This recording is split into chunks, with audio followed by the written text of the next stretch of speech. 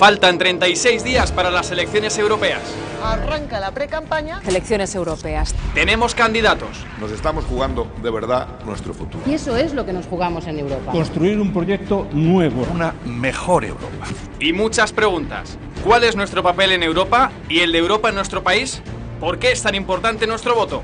¿Sabía usted que muchas competencias en materia de educación, transporte, energía vienen dadas desde Europa? José María Peredo, experto en relaciones internacionales, responde.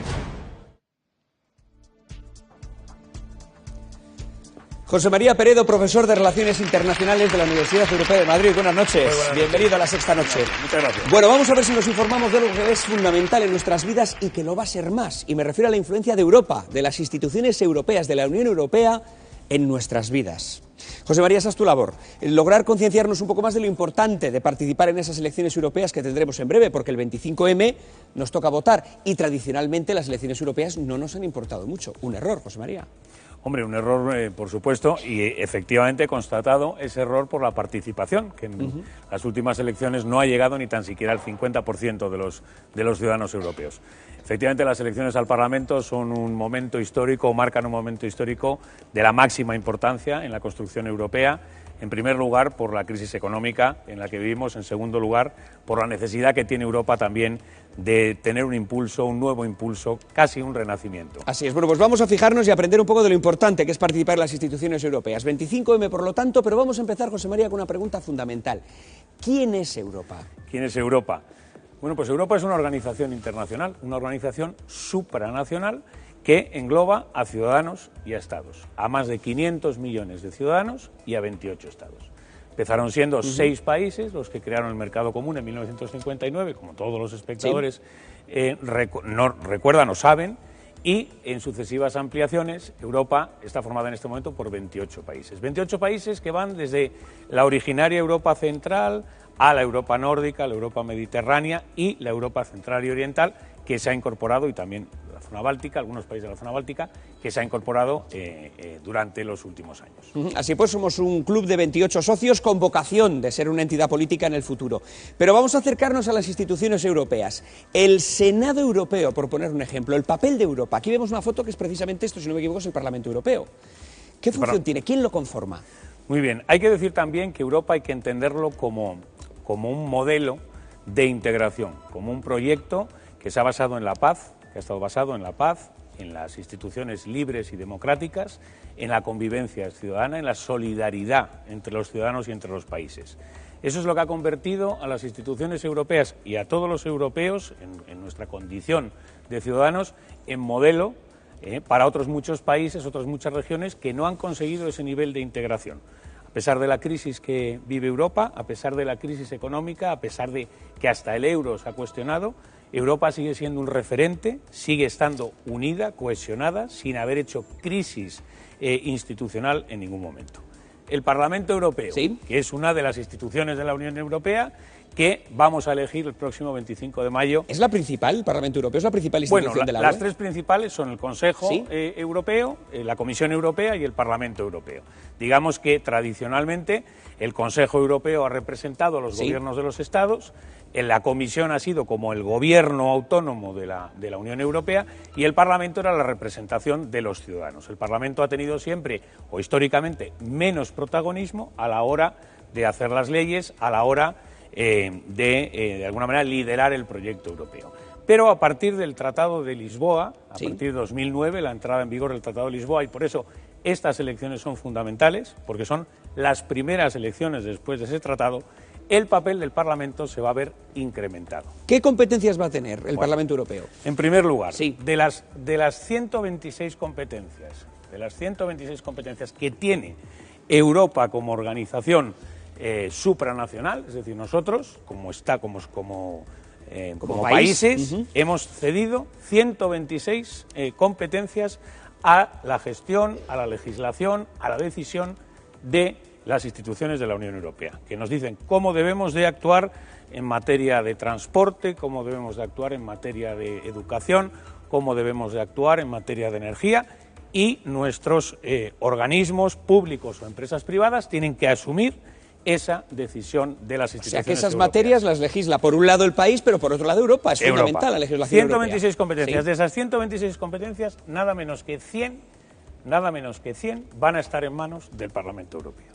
Significa eso que los ciudadanos, con esa votación directa que hacemos, sufragio universal directo, ojo, no es que las otras instituciones no sean legítimas, no estén elegidas por los ciudadanos, los gobiernos de los países también están elegidos por los ciudadanos, pero en esta ocasión el Parlamento lo elegimos directamente. Nuestro candidato al Parlamento Europeo es este señor o este grupo político. Bien, en materia o en 100 materias diferentes, el Parlamento, relacionadas con absolutamente todo: educación, energía, transporte, protección del consumidor, quitando algunas competencias que se reservan, vamos a decir, los Estados, como por ejemplo puede ser la política exterior y de seguridad común. El papel de Europa, pero antes de hablar del papel de Europa me gustaría hablar, lógicamente, en un Parlamento Europeo no será lo mismo un país como Alemania, que tiene en torno a 80 millones y pico de habitantes, que Portugal, que no llega a los 10. Claro. Lógicamente cada país pesará de forma distinta en el Parlamento Europeo. ¿Quién pesa más en el Parlamento Europeo? Bueno, pues esta es otra muy buena pregunta que también a veces suscita dudas. En el Parlamento se van a elegir en las próximas elecciones 751 europarlamentarios. Sí. Entonces, lógicamente, el número de parlamentarios que cada país aporta a esa cifra es diferente en función de la población de los países, y luego también hay algunos, vamos a decir, se redondea el número también en función de lo que se llama una legitimidad o una proporcionalidad degresiva, es decir, lo explico porque es un poquito la palabra, es un poco se las trae. Pero, José María, para que me haga una idea, será como, por ejemplo, lo que ocurre en España con las comunidades autónomas, que cada comunidad autónoma aporta un número concreto de parlamentarios. Bueno, algo así. ¿Sí? Algo así, teniendo en cuenta que, por ejemplo, Alemania aporta 96, y los países más pequeños, Malta, Luxemburgo, Estonia, por ejemplo, aportan 6. Pero se tiende en esa intención de que la representatividad llegue a todos los ciudadanos europeos, a darle más, a que el voto de los países pequeños tenga más peso. Es decir, aunque tengan menos población, proporcionalmente les corresponderían menos escaños, se les da alguno más. Porque si no, países como efectivamente Pues Malta, pues tampoco no tendrían nunca representación. Peso. Por cierto, 96 parlamentarios de los 750 Alemania. son alemanes. Sí. ¿Y españoles? 54. 54. Estos son alemanes. España tiene, vamos a ponerlo por aquí arriba, 54 parlamentarios. Europarlamentarios. Casi la mitad que Alemania. Bueno, casi la mitad. Hay que tener en cuenta que España tiene un peso importante también en los votos del Consejo. Tiene 27 votos frente a los 29 que tienen los grandes países. Yo creo que está bastante proporcionado, teniendo en cuenta que hay países con bastante más población, hay países que están en torno a los 60-65 millones, que son los Francia, el Reino Unido, Italia, que andan en torno a los 74-73 diputados, ¿no? o eurodiputados. Alemania tiene un poquito más de peso, efectivamente. ¿El hecho de que Alemania esté más representada hace que Alemania sea quien mande en Europa? No. Alemania no manda en Europa. Da la sensación de que Angela Merkel manda en Europa y que los alemanes mandan en Europa. No. Alemania tiene, lógicamente, más influencia en Europa. Primero, tiene más poder porque efectivamente tiene más europarlamentarios y tiene más votos en el Consejo. Los mismos que Francia y que el Reino Unido, por ejemplo, pero más. Y Alemania manda en Europa porque tiene mayor peso económico. Obviamente las decisiones alemanas afectan a más personas, buena marcha de la economía alemana también es capaz de tirar, de ejercer como lo que se ha venido llamando muchos años la locomotora europea, ¿no? Bueno, entonces yo diría que la crisis económica, Iñaki, lo que ha propiciado ha sido que el papel alemán, el papel real de Alemania, se haya visto fortalecido. ¿Por qué?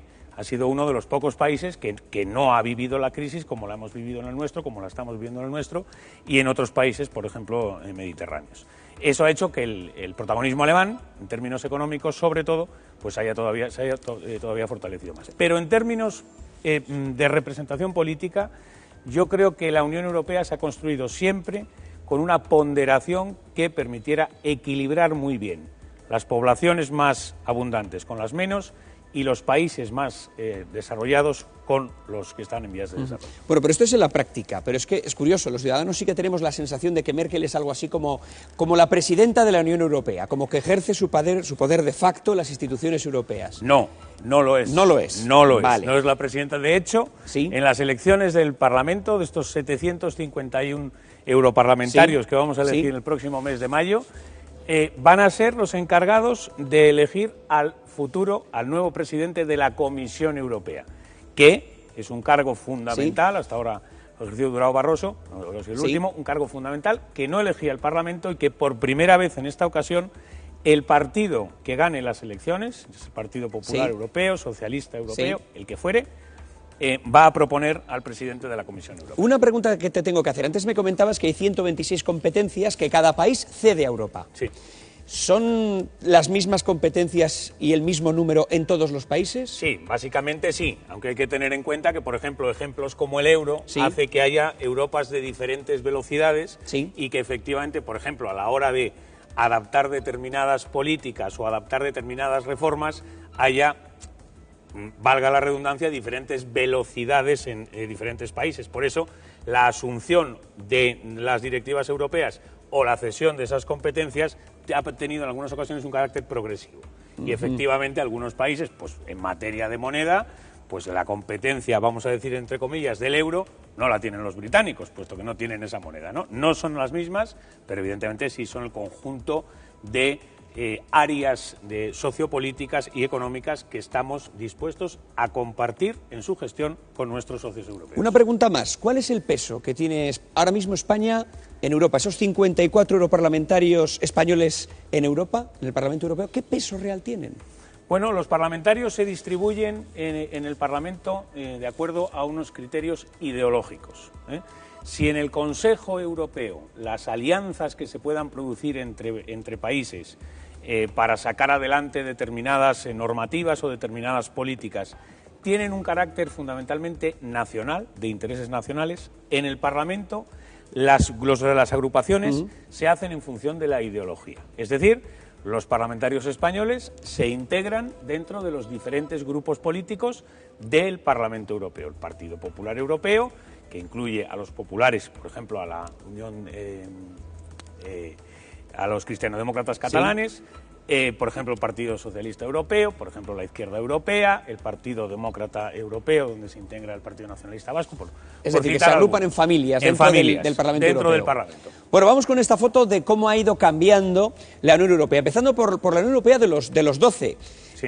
Donde precisamente vemos a España, que a finales de los 80, si no me equivoco, ¿verdad? Es cuando 1986, cuando entra, efectivamente.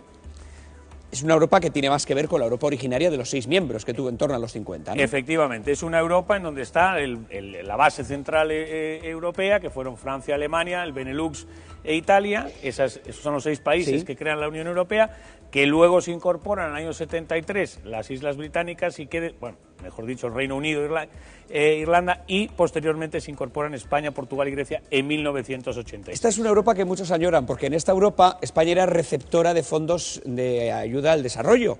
Aquí recibíamos muchos fondos. Pero claro, Europa ha cambiado, ahora es la Unión Europea de los 28 miembros, que vamos a ver en el siguiente mapa, y entonces ¿qué pasa? Que hemos pasado de ser receptores de fondos a donantes de fondos a países más necesitados, sobre todo los de Europa Oriental. Efectivamente, Iñaki, esto fue así. En primer lugar, la Europa de los 12 significó un impulso extraordinario para la construcción europea. Era una Europa muy simbólica, una Europa muy equilibrada, con unos países desarrollados y otros en vías de desarrollo, pero perfectamente armonizados, no perfectamente, pero armonizados en su objetivo común, como tú dices, en su cesión de fondos y de ese criterio de solidaridad entre Estados. Era una Europa también que tuvo muy presente el hecho de que había que promocionar Europa. Los europeos tenían que tener una identidad propia como ciudadanos de esa nueva organización. La llegada de las sucesivas ampliaciones y fundamentalmente de los países del centro y del este de Europa, efectivamente, desequilibra, qué duda cabe, esa originaria Europa de los 12, ¿no? Esa Europa del Tratado de Maastricht, esa Europa de los Kohl, Mitterrand, Felipe González, ¿no? Delors, toda esa Europa que de alguna manera entendemos nuestra generación que fue el germen, aunque no lo fue, porque el germen viene de antes. Ese desequilibrio tiene lugar con que el nivel de desarrollo es todavía más diverso, más desigual entre unos países y otros. El número de habitantes y, por tanto, la representación en las instituciones europeas se ha tenido que modificar completamente, de una Europa que hasta cierto punto estaba muy cohesionada, cada uno tenía una representación por todos más o menos de acuerdo que permitía las alianzas de una manera casi natural. Francia con Alemania y con España, con Mitterrand y González crearon una alianza que de manera natural tiró de la Unión Europea sin necesidad de buscar más coaliciones con más complejidad.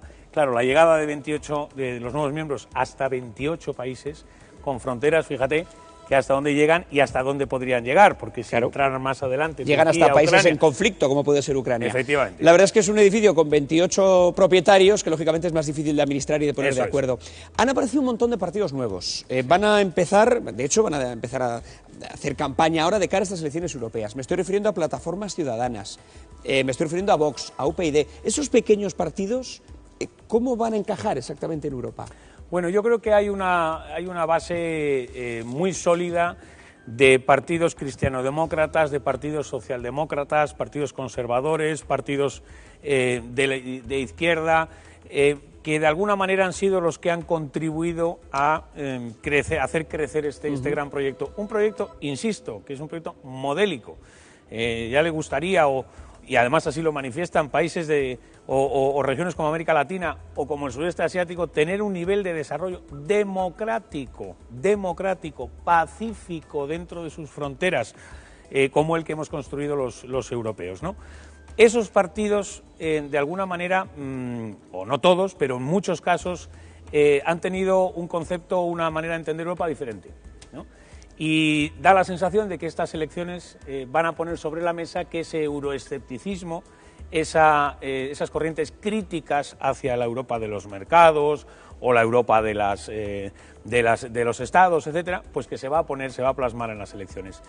Es posible que sí, hay que tener en cuenta que el sistema proporcional que también las elecciones europeas va a permitir que pequeños partidos entren en alguna de esas agrupaciones o nuevas agrupaciones. Pero yo creo, insisto, que las grandes fuerzas europeas van a ser suficientemente solventes para conseguir que el avance de la Unión se produzca, siempre teniendo en cuenta que los años de crisis deben hacernos reflexionar.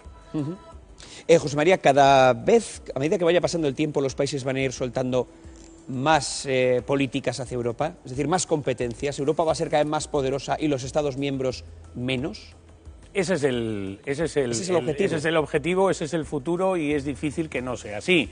Es decir, el mundo se globaliza. Europa, que ya se integró en un mercado antes de que la globalización hiciera su aparición, pues de alguna manera el mundo lo que nos está poniendo sobre la mesa es que aquello que hicimos los europeos es lo que se está reclamando que se haga fuera. Apertura de mercados, libertad de circulación de productos, libertad de circulación de personas. Fíjate las dificultades que estamos viviendo en ese tema. Y, por tanto, yo creo que, efectivamente, los Estados iremos progresivamente cediendo más competencias a organismos internacionales y, en concreto, al nuestro fundamental, que es la Unión Europea. José María, nos viene muy bien tu visita porque hemos roto dos mitos que ya hemos demostrado que son falsos. Por un lado, que Europa sea la mandamás absoluta de la Unión Europea y de sus instituciones, me refiero a Alemania. Alemania, sí. Y, por otro lado, que lógicamente, pues Europa no tenga ninguna influencia en nuestras vidas, todo lo contrario. Precisamente en tu sector, Bolonia, como ha colocado en ebullición a las universidades de este país. Que duda cabe, es un ejemplo que comentábamos antes que podía ser perfectamente válido para demostrar cómo afecta a los ciudadanos las decisiones que se toman en Europa. Pues, por ejemplo, el Plan Bolonia, el Espacio Europeo de Estudios Superiores, ha hecho que los programas, que las metodologías, que los requisitos de entradas en las universidades, que las titulaciones que imparten las universidades en diferentes países de Europa se tengan que adaptar a los criterios que ha marcado la Unión Europea. Una última pregunta, que te voy a pedir que sea rápido para contestármela. ¿Llegaremos en un plazo? ¿En qué plazo? Te voy a preguntar, fíjate, ¿en qué plazo llegaremos a escoger un primer presidente europeo? Ya un señor con cara en un póster electoral al que vayamos a votar. Bueno, yo creo que el 25 de mayo vamos a escoger al primer presidente de la Comisión Europea, que no sé si te deja eso satisfecho, Iñaki, pero un ya es inicio, algo. es un inicio. Ya es algo. Yo creo que eso ya los ciudadanos tienen que ver, que no van a votar una lista que no se sabe a dónde va, que no se sabe muy bien cómo lo van a manejar los partidos. No, van a votar a un partido que va a decidir quién va a ser el presidente, el futuro presidente de la Comisión Europea, que teóricamente va a ser la persona más influyente, con más capacidad de influencia, que quizá no de mando, pero sí de influencia dentro de los órganos de la Unión. Es un inicio. José María Peredo, profesor de Relaciones Internacionales de la Universidad Europea de Madrid, muchísimas gracias, Muchísimas gracias por haber Iñaki. arrojado luz sobre este tema. Un Gracias. placer.